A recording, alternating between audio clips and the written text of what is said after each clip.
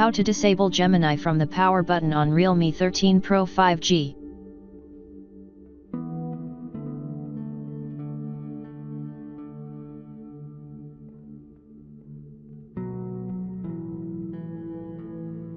Let's see how to turn it off. Now first go to your setting on your device. Now scroll down and then click on System and Updates.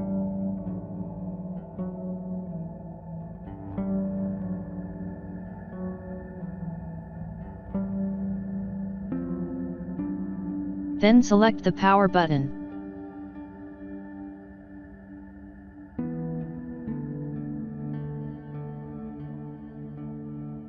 Select the power menu.